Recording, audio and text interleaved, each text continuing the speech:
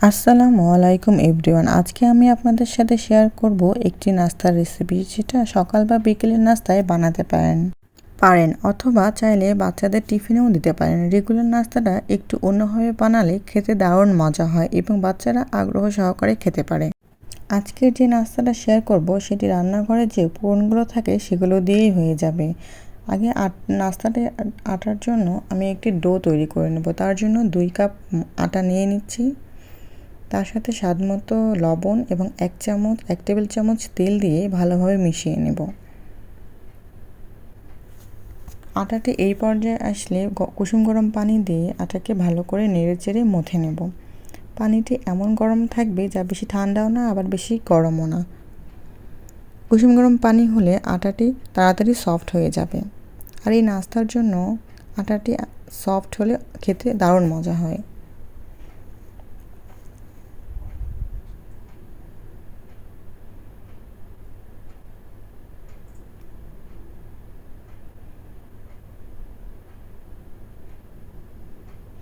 আমরা ভালো করে আটাটি মথে নেব।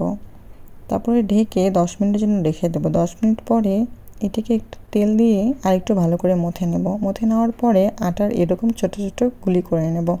এই গুলিগুলি নর্মাল রুটি বানিয়ে নেব। নর্মাল রুটির থেকে একটু পাতলা হবে আর একটু ছোট হবে, বেশি বড়ও না আবার বেশি ছোটও না। এই রুটিগুলো একে একে বেলে নিয়ে আমি এটাকে হালকা করে সেঁকে নেব। খুব বেশি ভেজে নেওয়া যাবে না, হালকা এই পাশ ওপাশ করে ভেজে নেব। আমি একে একে সব রুটিগুলো এভাবে ভেজে নেব।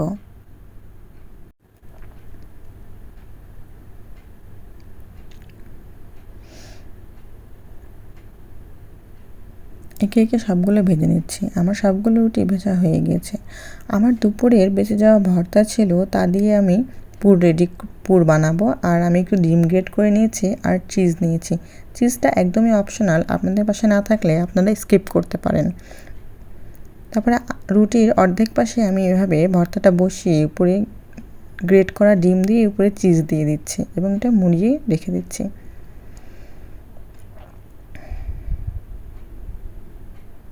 এভাবে একে একে আমি সব রুটির ওভাবে করে বানিয়ে নেব।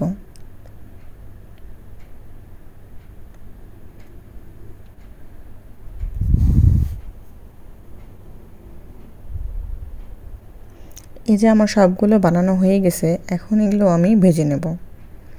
চুলায় প্যান বসিয়ে মিডিয়াম আঁচে আমি সবগুলো ভেজে নেব।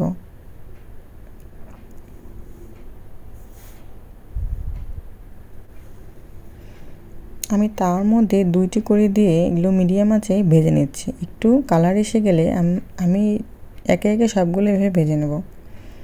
এই কালার চলে আসলে আমি এখন এটা তুলে পরিবেশন করব। ঝটপট একটি সহজ রেসিপি আজকে শেয়ার করেছি। যাদের এরকম সহজ রেসিপি ভালো লাগবে, চ্যানেল অবশ্যই সাবস্ক্রাইব করবেন এবং লাইক শেয়ার করতে ভুলবেন না। সবাইকে ধন্যবাদ জানিয়ে আজকে বিদায় নিচ্ছি। আল্লাহ হাফেজ।